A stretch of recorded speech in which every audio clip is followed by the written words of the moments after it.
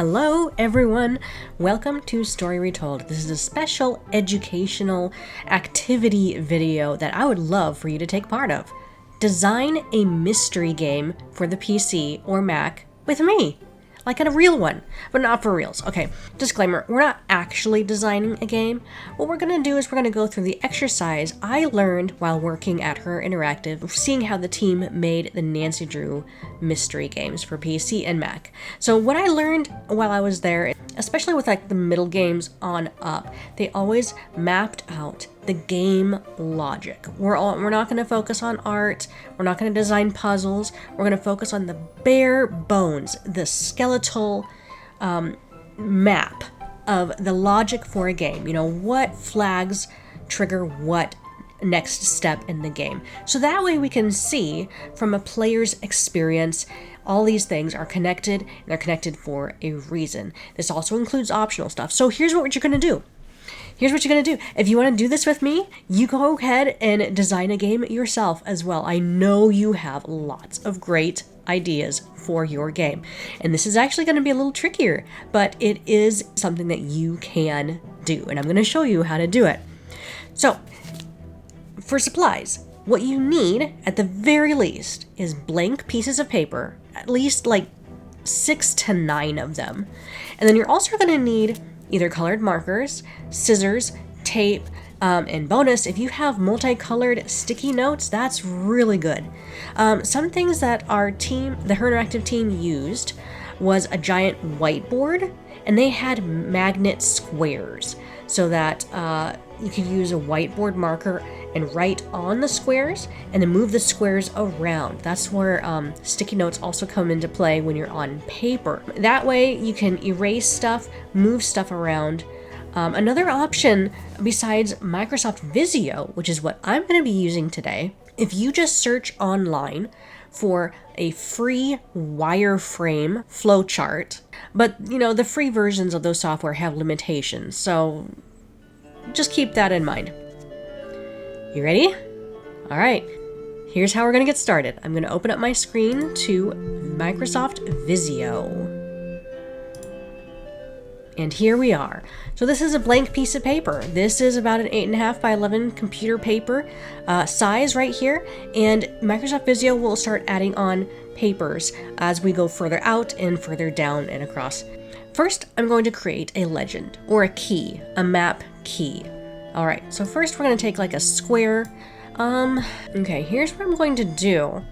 I'm going to change this to something a little bit lighter in color, and this is going to be up to you. If you have a journal or something to take your own notes in for how you're going to design this, that's also a good idea. It's good to take extra notes. So how do I change the color up here? Fill. Let's change it to like a peachy orange. Okay, now we're going to add text to this box, and all I had to do is click on text, and we've got puzzle, oops, if I can spell it, puzzle or activity. Can I spell that? No, I can't. Puzzles or activities could be any number of things. Oh, it's white. Let's change that to a legible font. Puzzles or activities, it can be anything from using inventory item on object, or an actual logic puzzle, or a slider puzzle. It's something that you can do or solve. So I'm just going to copy this whole thing over. I'm going to paste this over here. I'm going to change this to a different color and call this Convo. Convo is short for conversation. So it's just like that. It's a talking point that has a flag attached to it. Let's do it like a green. All right, copy paste this. We've got another one here. Let's change this to read.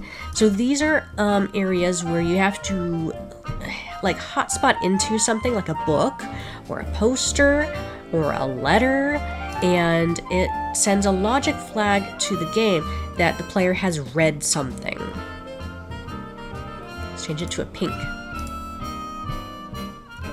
All right, let's do another important one. Let's copy, paste this. Another very important one is inventory. I'm just writing INV for inventory. Let's change this to a snappy color here. Let's do like a yellow, like a gold kind of yellow. All right, and another one we're gonna need. It's gonna be different from convo, but it is still a convo. It's a conversation.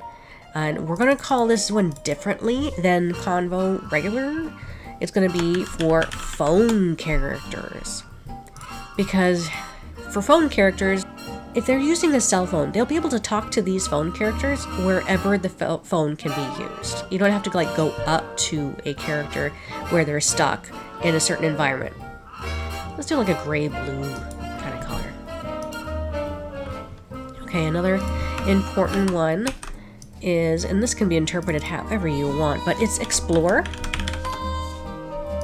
This is a fun one. I'm gonna change this to a fun color, like a cyan. All right, now there's a few other types of squares that I want you to consider. Somebody subscribed? I'm not live. Well, that's awesome. Thanks, AR. You've been recorded. Thanks for subscribing. All right, so instead of having a fill, I'm gonna have a line around it. And let's make this a green, and we're going to edit the thickness of it. I want it to be really thick so I can see it. I want the fill to be clear. There's a reason for that. Because these are not unique boxes. These are borders. We're going to put borders in green around things. Like in instances where a conversation is forced, like the player has no choice but to listen to what's happening. We're going to put a green outline around it, and we'll mark that as like the forced instance. Another one that we're going to put a border around is a lose game instance. Second chance. Game failed. We're going to change that color to, let's do harsh blue. We can do darker colors with these. And actually, that would be good to call it out. Okay. Did I miss one? Oh, I did miss one. Hang on. Let's scoot these over. Okay. I did miss one. I'm going to put this here. See, I've got my notes already planned out. I got my lesson notes all planned out off to the side. We're building this together separately from my notes, or independently, I should say. This is very important. Cinematics, cutscenes, fun things. Let's do this one in like a light blue. How about that? It was very close to that other color, huh? Yeah, there we go. Make it more blue. Another thing, and you don't have to do this one. Another thing that the team used was an interesting one. I'm not quite sure how to explain it. It's called a black hole. And this one needs to be an alert red. This is something that needed to be fixed before the game would ship. So if a player has to get into a room that's locked, but they can't get through the locked door because the key is inside the locked room, that's a problem. How will you ever be able to get in there if you don't have the key, which is on the other side of the door? Unless there's another workaround. So that's what black hole is. Outlining the things that just don't work, and you need to fix it. You need to fix it sometime, but at least you'll like note to yourself this way with the black hole. All right, so here's what we're gonna do. We are going to add some text right here, and we are going to call this the legend. No, hang on, what's going on here? Nope, we're not connecting things yet. Where's my black? I want the font to match.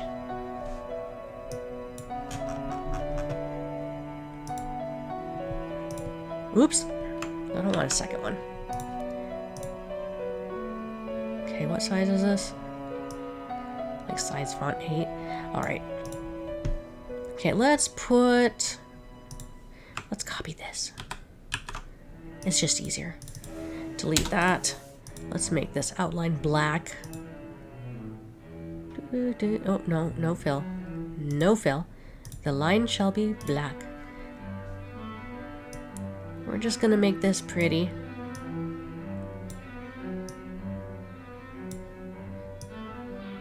Alright, so there is our legend. So we can start working from there. Now I'm gonna see if I can't group this together. Can I do that? Yes, I can. Group. Right there. There we go. And I might move this around a few times before before I finish this whole chart. So here's what we're gonna do. We are going to see if I can't copy this whole thing. Copy, paste. Oh, I can. Okay, great. I'm gonna start like right here. Always gotta start with a main menu, right? Difficulty screen. Oops. See, it keeps wanting to do something. Alright, so there's our first starting point in the game. Now, from this starting point, there's a few options. We can do... If I can copy this. We can go straight to an opening letter, which once you click on it, it's forced, it goes through, you have to go through this until, to start into the mystery. That's just how I have it. If you want to do something different, that's perfectly fine. So since this is going to be a forced thing, we need to add a line around it. Remember what color it is? It's green. Going to adjust that weight. Alright, so we have our opening letter here. We also are going to have what we start out with automatically in the game, whether it's at the difficulty screen. We're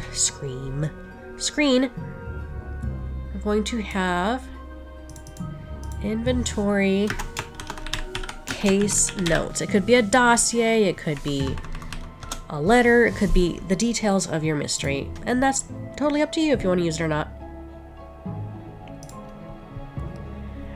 And then I'm going to copy this. Let's move these up a little bit. I need some space. Another option I like to have is a tutorial. So a cool secondary feature you could add, something to consider, is adding the tutorial notes as an accessible thing you can get into. Again, I'm honestly not sure. I'm actually referencing some old Nancy Drew logic documents, referencing learning from. So I'm not sure why this was counted as a logic flag for a tutorial. Something like that. All right, now we're gonna start with some pointing. We're gonna use a connector tool here. At the very top, there's connector, pointer, text. I'm gonna click on connector. Starting with a difficulty screen, we're going to click from any of these sides here where they light up. I'm gonna click right here and drag this and connect it to here. I also want to connect the difficulty screen to the other option of going to the inventory case notes. You can go to that. Hang on, I'm going to switch to pointer tool. I need some space here.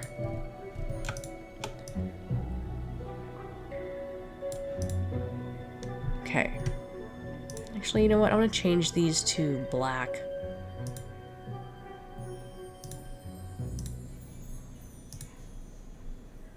Black. Okay. We're gonna, from difficulty screen, I can't talk. You can also do tutorial.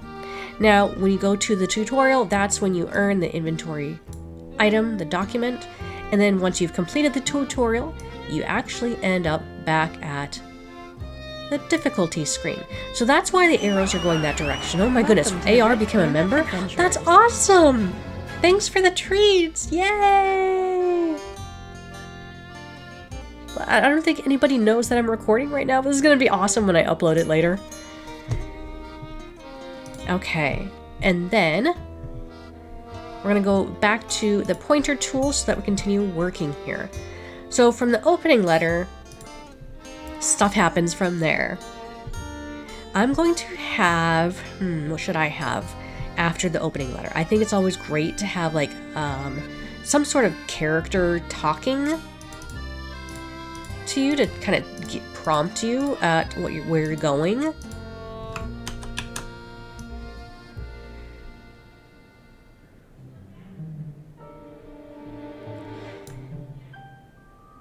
I'm going to move these around quite a bit, but once you do that, you can see that the arrows kind of follow along with you in Visio.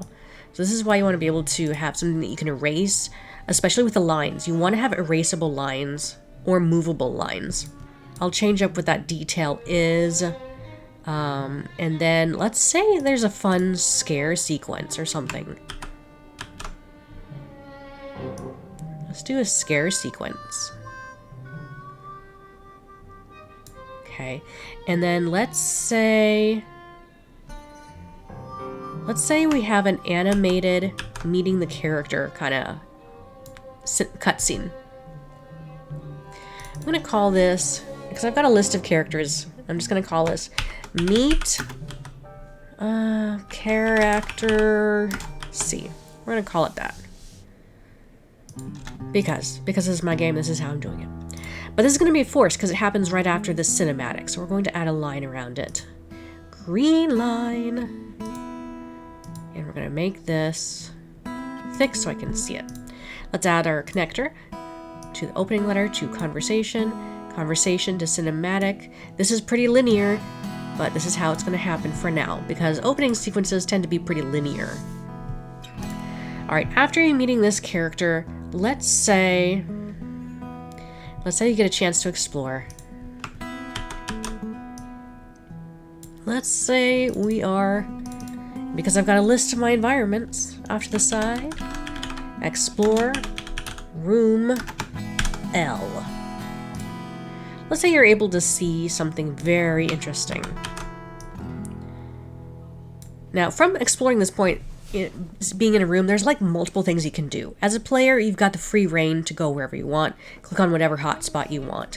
That's what makes the game less linear. Oops. Let's say they see collectible photo. This is going to be an interesting thing I am adding to the game. So we're going to add a connector tool to here. And then, let's say that there's something else that's really cool in here to take a look at.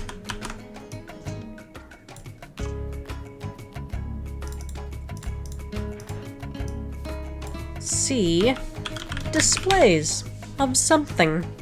Alright, let's add our connector. From here, you can also go to see the displays. Now, we're gonna do something a little bit unique. Okay, I'm gonna throw off your groove just a little bit. I have a plan to have 25 collectibles hidden throughout the game you have to earn. And I'm gonna, instead of using the inventory, I'm gonna use a very special one. I'm gonna make it red. And again, you don't have to do this. I'm gonna call it collectible. And because this is going to occur many times, I'm just going to squeeze this down so it's tiny. You know, if you don't like it, you can do it all the same size. It's fine. If you see a display, you can automatically find a collectible item right there. Low-hanging fruit. Very nice. Okay, actually, I'm going to have another character in this environment. So I'm going to put that character here. Let's call that character A. And this is not going to be a forced one. This is one that you can just step up and meet this person when you want. Connect this to here. All right. Okay, now I'm going to throw in something very interesting here. So far we've been pretty linear. with the exception of being able to do 3 different things in this room. Let's say that in order to unlock another certain cutscene, let's copy this. I'm gonna have a cutscene involved. Actually, I should move these down.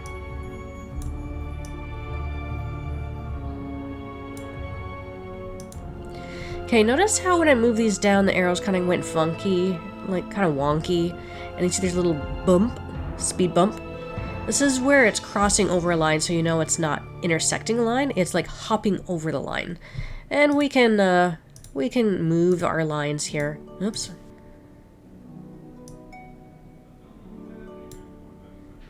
Okay, that's a little cleaner. That's a little bit cleaner, that's better. And don't worry, I'm gonna be moving stuff around quite a bit by the time I'm done with this logic map. So let me just show you a few more things to keep in mind, and then you are free to do your thing, but in just a matter of seconds, I will show you what the end result will look like in this video. So stay tuned for the ending of this. All right, so I've got this cutscene, a very special cutscene that I want to happen. Let's call it the cutscene.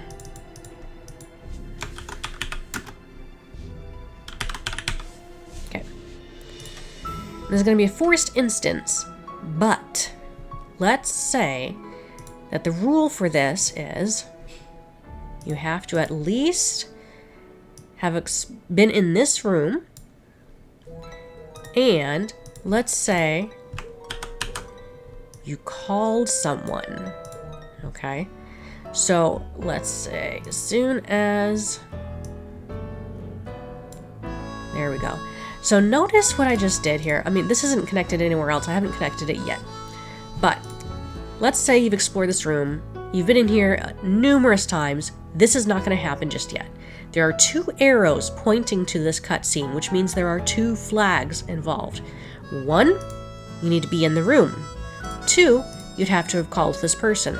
So as soon as you finish calling this person and arrive or are in room L, this cutscene is going to happen.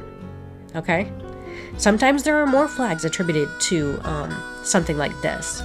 And so keep that in mind, that when you have multiple flags, these arrows are flags, coming into something, that's when that is triggered.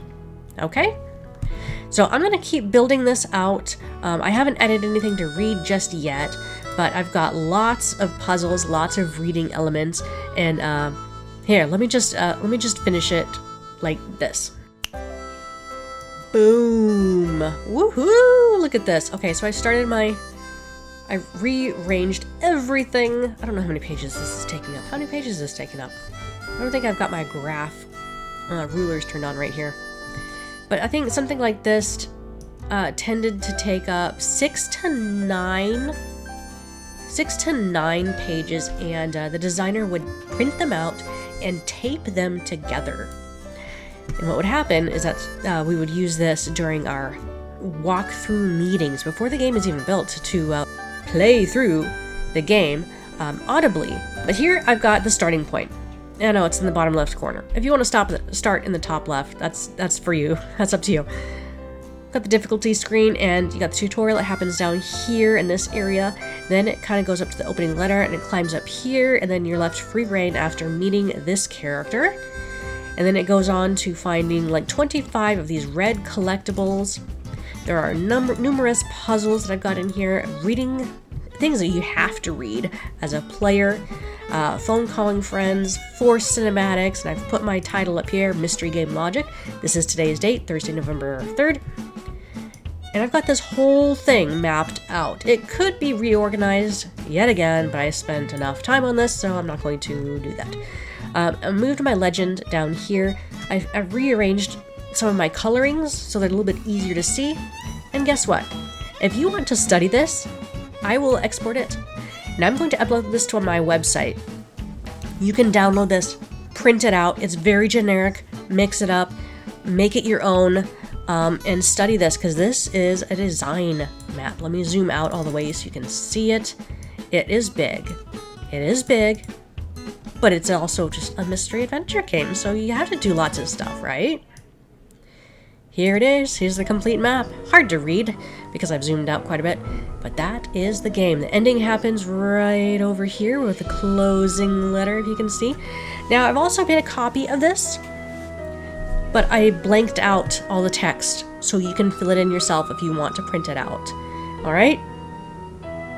Now go at it. Design yourself a game. Rearrange stuff. Count how many puzzles you've got. Count how many cinematics you got. I've accounted for four or five animated characters, and that includes animals. But that's just how I did it. So consider that. Thanks for watching. If you liked this video, give me a thumbs up. Let me know what else you would like to learn. And just for an extra disclaimer, I am not a game designer. I learned all of this secondhand, but I love this exercise. All right, be sure to check out my website, calinaherman.com, where you can learn more. Happy designing!